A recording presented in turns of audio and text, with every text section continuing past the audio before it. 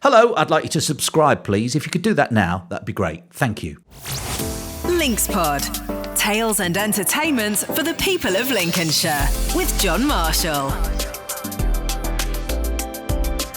This week on Linkspod, my guest is a chap who honestly had so many great stories to tell and was so entertaining we could have chatted for hours and hours.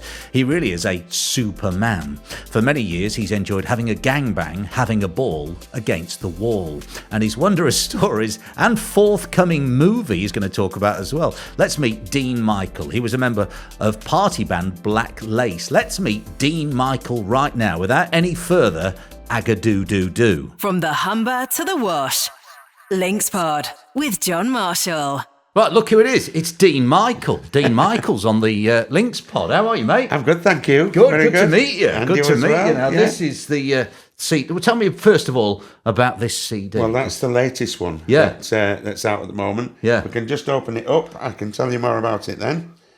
Here we go. Look at that inside. Oh, it's a full 15 songs. 15 songs, and Bloody they're all heck. songs that I'm well known for. Yeah, you certainly are. Yeah, We're yeah. going to get heavily into this, right? So this is available. Is it available now? Yes, it's available now, right. and we have them at the Comic-Cons that I'm doing at the moment. Okay. Which we'll tell you all about Got later the on. plug-in straight away for the CD, which is great. Now, Black Lace is who you're chiefly associated with.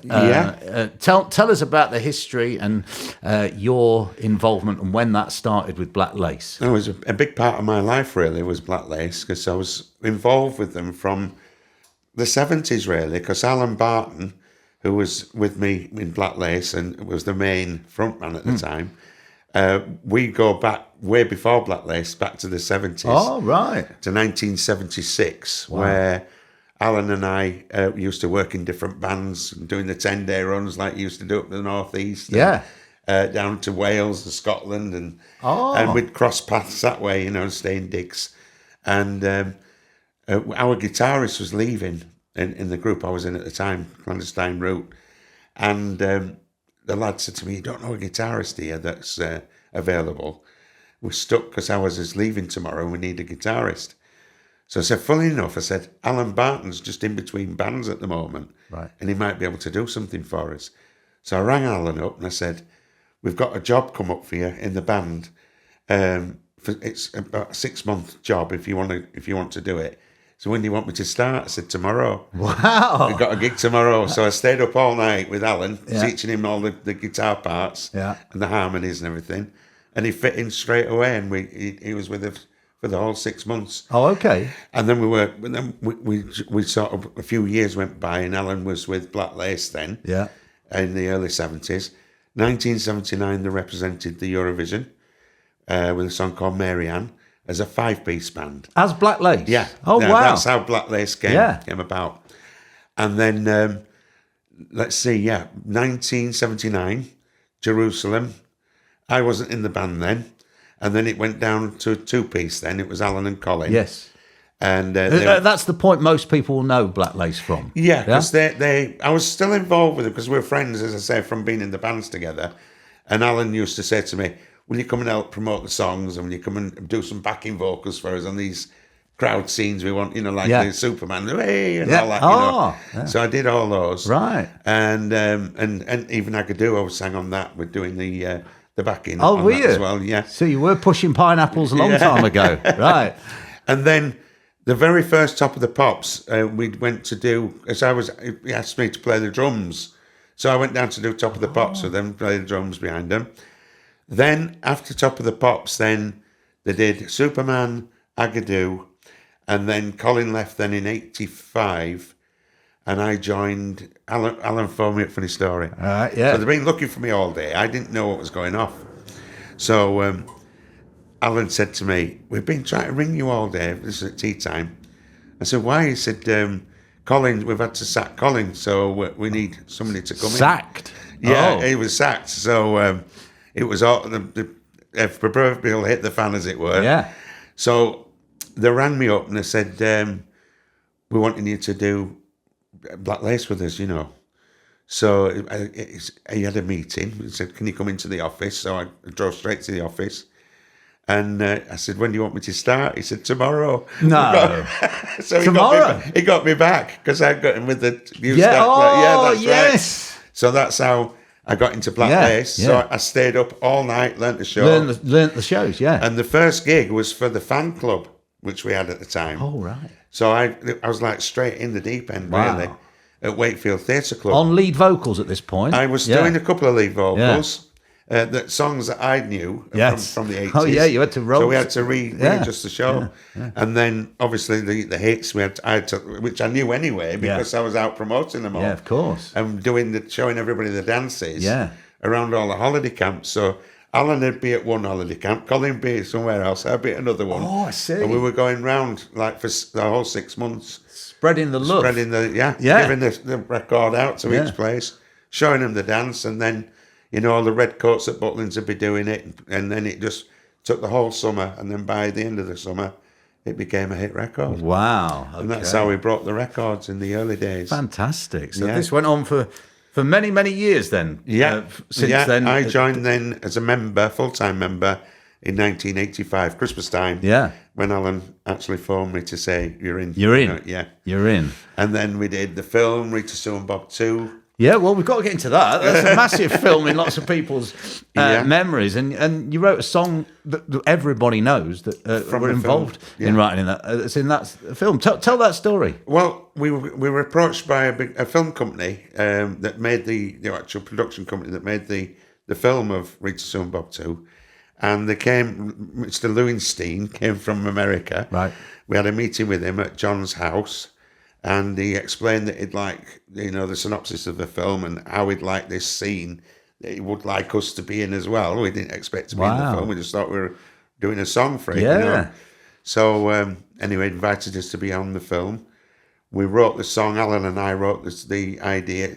And he said we wanted like something like a conga, but a bit risque because it was a guy out with his two babysitters and we were having a gangbang. This is what he said. So. I said, "Oh right, okay," and that's the rest is history. Really, we're having a gangbang. Yeah, we're having a ball. Everybody's sung that in the past, and you're the man behind writing it. That's right. Wow, I've met him. And that's what's got us at these Comic Cons, really, because of people from films which I've been in. Yeah, I made another film a few years ago now with Johnny Vegas. There was Johnny Vegas. Oh wow, Madness was in it. Bruce Jones, Les Battersby was a good friend of ours. Myself. There was the people from the House Martins. The girl from the House Martins. She was in it, but it's never been released yet. Hasn't it? No, that's about a guy with Asperger's disease. Okay. Or syndrome, should I say? It's not disease, it's syndrome. And called Tom, and he was the main character, and he loved the 80s music, and this is how we all came in from. Oh, amazing! Different thing. And Johnny Vegas was one of the main characters. We need this releasing. I know, we do. Yes. We do. Yeah. We appeal to that. Yeah. One thing that has been released that people might have seen you on, and you were really good on, is The Voice. The Voice. What's the? No doubt people after you've watched or listened to this can go and watch you on YouTube performing on The Voice. Was that a good experience? Did you enjoy it? Right, another story. Yeah. Good one. Not a lot of people know this. So I'm in my house, in my kitchen. And I've got a similar setup here. I've got my computer, I've got an iPad and everything, little studio. Yeah. And my landline goes, and I pick the phone up, and this guy said, "Is that Dean?" I said, "Yeah." He said, "It's so-and-so from The Voice." Oh. I said, "Oh, yeah. We'd like you to come and be on The Voice." He said, "Every year we feature somebody that's been famous in the 70s, 80s, 90s or whatever." Right. I don't know if you know this, but they feature somebody every year that's sort of done it and been there. Yeah. So I'm thinking, I'm going, and I'm as I'm doing it, I'm Googling this guy's name, and it's the guy from Scritti Politti. Oh, really? Who is a talent scout for... Is he? Yeah, for The Voice. I used to like a bit of Scritti Politti, yeah. And I've met them since right. at the 80s festivals. Okay. So I met the guy in person Wow. that asked me to go on The Voice. Wow. So anyway, I didn't know what to do about it, and I spoke to my management about it. Said, "We don't really want you to go on it like they usually do." We didn't. I'm a celeb. You didn't want me to go on that, right? Big Brother, he didn't want me to go on that one. There was all sorts of TV shows. Really? Oh, it's not for you, it's not for you, it's not for you. And so I said, right, yes, I'll go on it, because I was sort of in between doing Black Lace, and I thought, well, I've got my opportunity here, I'll do it. So I did. So the rest is history. I went through it all, went for rehearsals with the band, picked a song out, and then they asked me then to do the heats. I wasn't going to win it or anything. It was just that particular year I was featured on it as the celebrity guest, if you like. Yeah. So, and another story about that as well. Done all the rehearsals, done all the band things. The voice, perfect. My voice was great. So then, once you've done all that, there's 2 weeks before you actually do production. So you've got 2 weeks off. In the second week, at the end of the first week, my mum and dad was in Mallorca. They'd been to Mallorca, and they said, "Can you pick us up from the airport in Manchester?" So I went to pick them up in the car and drove them back to Leeds. Mum and dad's full of flu and cold and everything. I thought, oh my God, I'm sat in the car driving these, coughing and sneezing. I'm ahead of you here. Yeah.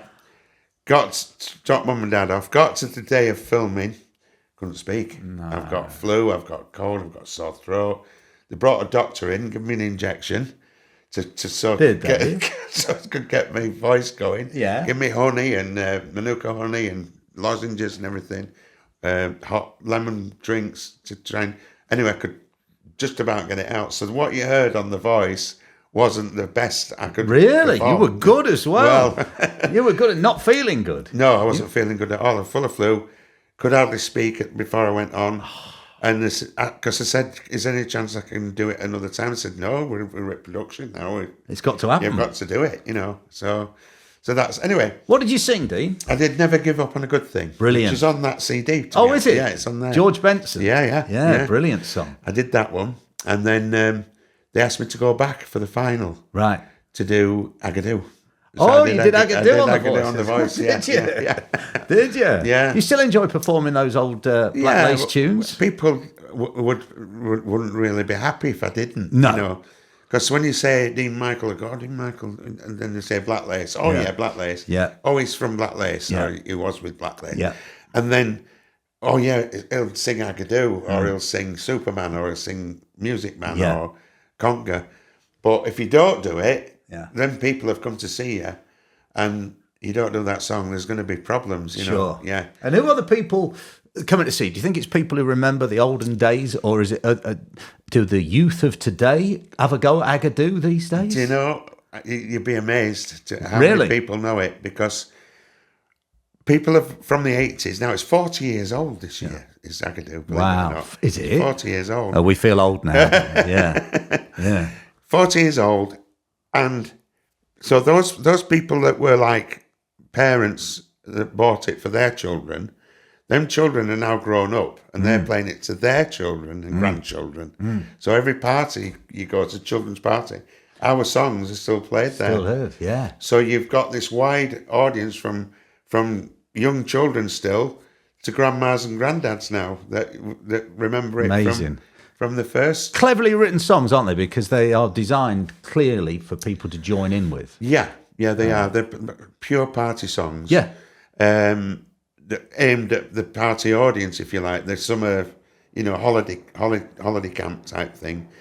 And our manager found the first few songs, like he found the Birdie song to start with. All right. Yeah. Yeah. And we said, we're not recording that. Well, Alan did, and Colin at the time.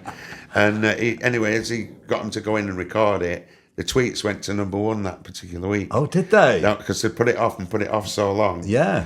And then he found Superman then. So then it translated it all into English. And it was originally a foreign song, was it? Superman was Italian. Was it? Yeah. Oh, and we're learning things. Yeah.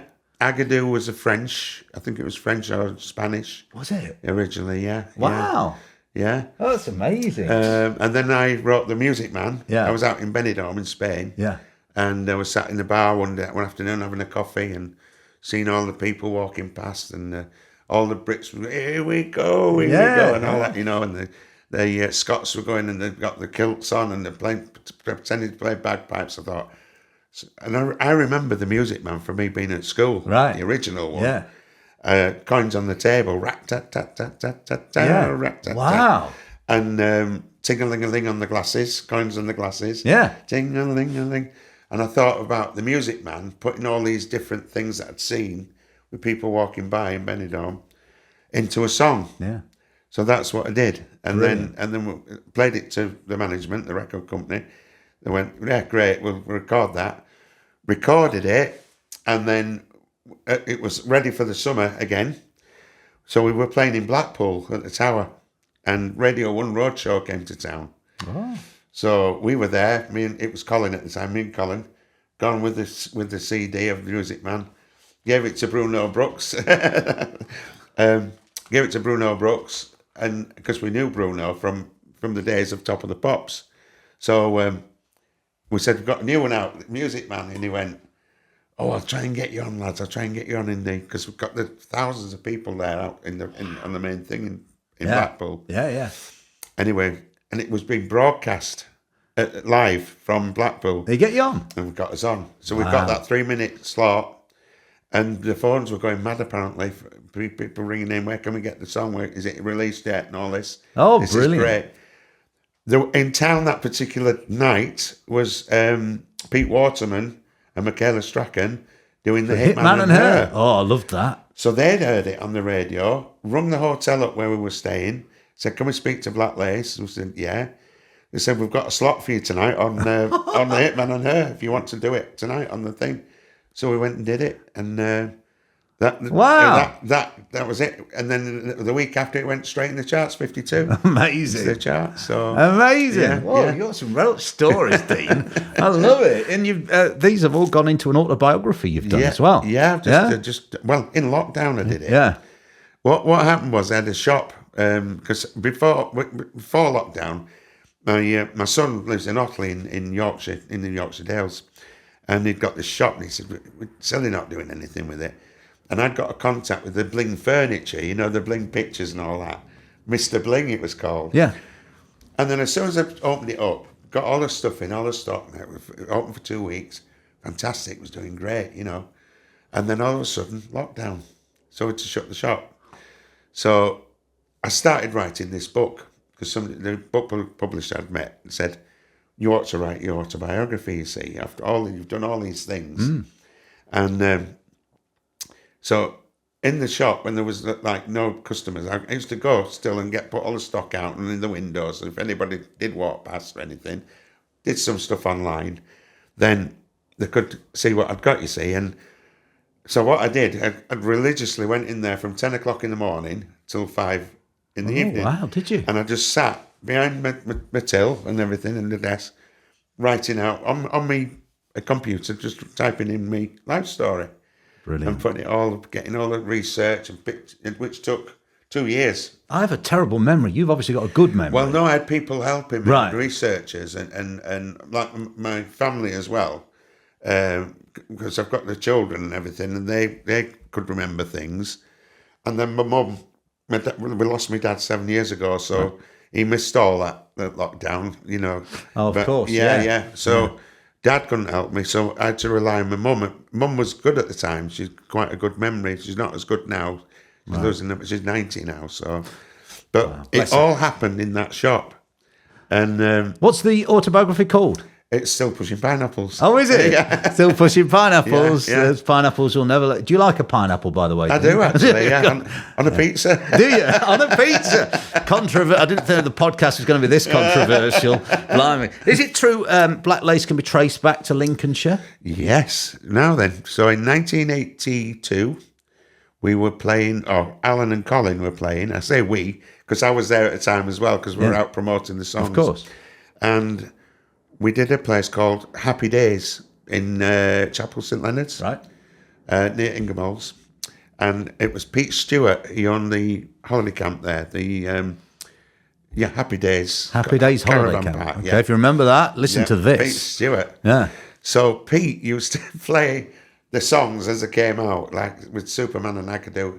They'd be played on the tannoy first thing on the morning. He'd put them on to wake everybody up. So all these people that were staying there. Brilliant. It'd be on the hour, every hour he'd play it, you see, to promote it. So he he actually helped finance it all to start. Once it started moving, because you need a lot of money to make. When you're just a small company and it's coming big and big.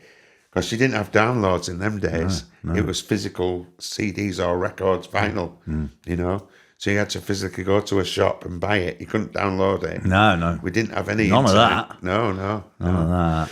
So Pete got behind it, and he's got, I think there's still the gold discs now and the silver disc from Superman behind the bar. Is there? I think it's still there now, yeah. Somebody told me. Wow. Yeah. And he got involved with Smokey as well, because Alan left Black Lace to join Smokey. And so Pete helped them do a comeback as well. Blimey. After that, so, some right old stories. Now, we've done autobiography, we've done the new CD, we've done The Voice, but there's a new film coming out. Yeah. About you and the missus, is that right? That's right, and my family. And it's called, not shockingly, Still Pushing Pineapples. There it is. What's that all about? When are we going to get to see this? Well, we've been 2 years filming it. It's a reality as you see it. Nothing, no script. It's all just as things happen. What happens to you is in the film, right? Yeah. So it was not scripted.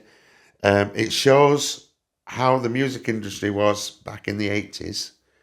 And we go back to the 80s to the venues where I used to play, and we film a little bit in Blackpool, and then how it's all changed and evolved through the internet, and how, the story of the records, how we used to have to promote them. Didn't have any internet or anything like that. So, and then it progresses where we go back to Spain, where I spent a lot of time working out there. So we took Mum in a camper van.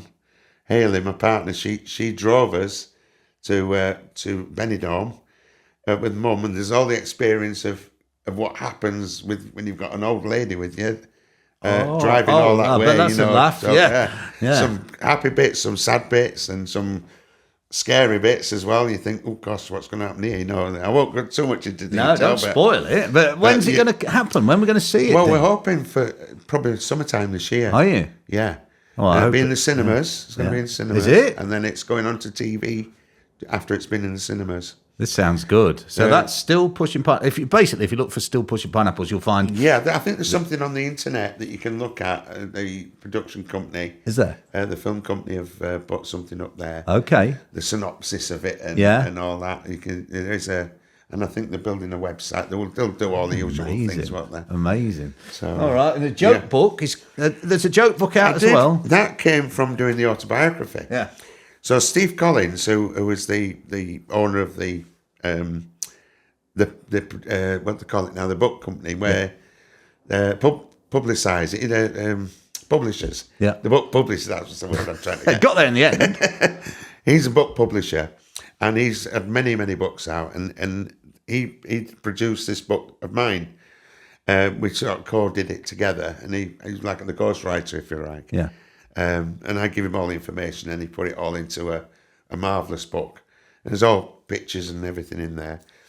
And then he found out I'm a bit of a joker, you see, because working in Spain with all the comedians, you pick all these gags up. Yeah. So you can say a subject to me, and I've probably got a joke I could tell you that's, I wish I had the book with you now. Yeah. Because he calls them crap jokes. Yeah. And he said to me... Well, I like a crap joke. I love them. Well, he said... You must have at least 250 crap jokes that you've told me. I said, I probably have, yeah. I'm working with all these comedians. He said, why don't you write a comic book, a comedy joke book? So I said, well, I'll sit down and I'll see how many I can remember and how many I can do. Wrote them all out, and he's made a book. So he published another one of my jokes. But he's asked me to do another one now because it's become very popular. So... that's probably another avenue I can go down as well. Yeah, absolutely. You've got a lot going on. And then there's a puppet as well, which we did do a CBBC. Did you? Yeah. Because he does a thing You're a busy man, Dean. He does a thing called Stay Safe Charlie. And I'm writing all the tunes for the Stay Safe Charlie songs. He's written the poetry. And I've put them into music, into songs now. So that's another thing that's in the pipeline along with the puppet. Well, good for you, man. Yeah, good for you. And will we see you performing live in Lincolnshire anytime soon? Yes, I've got it here where I'm playing because I've got that many different ones. Can I just go back to the 70s before Black Lace in Skegness? Do you remember a place called the Variety Bar? Yeah. Well, I did a summer season there. A whole season? In 1978, 79. Wow. Yeah. People may remember, Dean. I think there was 2 levels to it. I think it was a nightclub above and then the cabaret place. Am I right? Wow. Can you remember? I think I can remember it, but it's vague. Yeah. I mean, I'm a youth. Yeah, compared to me. I'm not sure. Not sure. But I just wanted to mention that because that was the very first. People's memories is what we want to tap into. Yeah, here, Dean. I wonder That's if anybody could comment on this. Yeah, comment below if about you think. The variety remembers the Variety Bar. Maybe saw Dean. I think it was on this pier or near the pier. Okay. Near that area. It was on the seafront. I know that. Did you witness the Dean phenomenon in the 70s? And there was a band called Regency in there at the time. And Barry from Regency played quite a lot of the keyboard parts on our records. Oh, wow. Yeah, he lives in Grimsby now. Small world, isn't it, when you get going? Small world. Yeah. So that was that. And then, the ones, I'm just looking where I'm playing. It's the Sandcastle, I think it's called. Oh, I've heard of that. Or maybe I've just heard of a sandcastle. A Suncastle. The Suncastle. Suncastle. The Suncastle. And they do the Comic-Con events there. And I'm booked to do the Comic-Con in the daytime. It was also to book me on the evening to do an actual show. Do the show, right. So I'll be doing the hits of Black Lace and I'll be doing a few other ones, probably from The Voice. They Never Give Up on a Good Thing. And I think they're doing some bongo bingo type thing there as well. Several songs from the Dene Michael latest CD will be in the set list. Because I used to do the bongo bingos as well. Have you heard of those? I have. I've been to them. They're brilliant. Yeah, they all laugh. So in the interval where they do a couple of games of bingo, and they've got everybody up, and then all of a sudden, on you come, on I come, and they all go mad. They're all on the seats. And that's a great gig for you to get that. I've done a few of those. That suits you perfectly, I would say. Skegness Comic Con is the 3rd of August. I think that's in the Embassy Theatre. Oh yeah. Which I did last year as well. And they asked me back. They've been on this very podcast as the Embassy. So good people. Oh, well, I'm there. Brendan, say hello to Brendan. He'll look after you. Yeah. Okay. Yeah. That's on the 3rd of August. I'm doing the Glowworm Festival in Nottingham. Oh. Have you heard of that one? Yeah. No, I've heard of it. Yeah. I've not done it before, so it's the first time. I do quite a lot of festivals. Right. And that's the thing that's taking over now, I think, from the working men's clubs that used to be. Yeah, now it's festival Everybody time. seems to get together for a festival, don't they? And, because the nightclubs have all gone now as well. Sadly. That put acts on. They have. Yeah. But So people want to they're find out more. You've got a website, Dean. We've got Facebook. Facebook. Yeah, Facebook. Okay, get on Facebook. Look for Dene Michael. And Twitter. And X now, isn't it? It's X now. Yeah. I was on your X a little earlier. Oh, was you? Yes, I had a little look on your X. And then Haley runs my other one, the 80s pop star thing that's on TikTok, I think it is. So we've got TikTok, we've got Instagram. Yeah. I've got all the usual. You're on them all. Yeah. Look out for him. Not all run by me, but my Facebook is my own. I've got like a blue tick, which is my one. That means it's my. That's you doing it. One. Yeah. All the others are all of different people. Not an impersonator of Dene Michael. We don't want that. Dean, it's been really great having you on. Thank you ever so much for coming down and having a chat on the Links pod. I think people find this very interesting. Yeah, I'm sure they will. Yeah. Is there something else you want to mention? I can see you looking. I'm just looking now to see if there's anything else we need to mention to you and tell you. You want to talk about Colin's death? Oh, yeah, because Colin died recently from Black Lace. So Alan died in a coach crash in Germany with Smokey. Right. That was in You brought 92. the tone down a bit now, but tell us. Well, tell us. People want to know what's happening now, you see. Sure. So I don't do many of these podcasts. Where you can get the message over. That's right. Yeah. So basically now, Alan's gone. He went in 95. Colin went last year, suddenly. Right. He just retired as well. He'd only been retired a couple of weeks, and then he had a heart attack. And, Did he? Yeah, that was terrible. But just before that, he'd messaged Haley, my partner, to say, can we get together, him and I, and do a Black Lace thing somewhere, where we do like a reunion.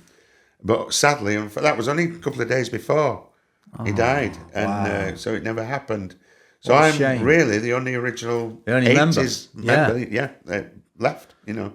Well, there you are. So if you want to see Black Lace songs performed as they should be, the main man here is the man to see. Well, that's right, long may it continue. He plans to continue forever and ever. Yeah, the thing is, once the movie's out, I think it'll bring back a lot of memories for people. Yeah.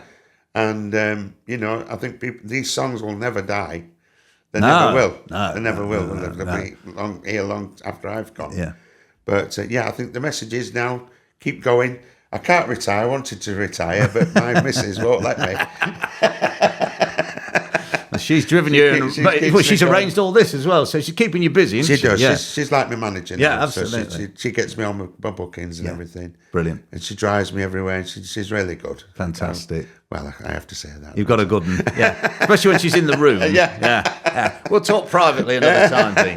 Yeah. Dene Michaels, everybody. Thank you very much. Good Thank man. you. There Thank he you, is. John. There he Thank goes. you. This is LinksPod. And that's a wrap for another episode of LinksPod. Thank you to you for watching. Thank you to Keza on camera. Please hit subscribe. Thanks. Next week, I've got another of my old Links FM colleagues coming on, and the only one who is still a colleague, as we're both now working for the BBC. The legendary Sean Dunderdale is actually coming on here next week, and I can't wait. Can you? I'll catch you then.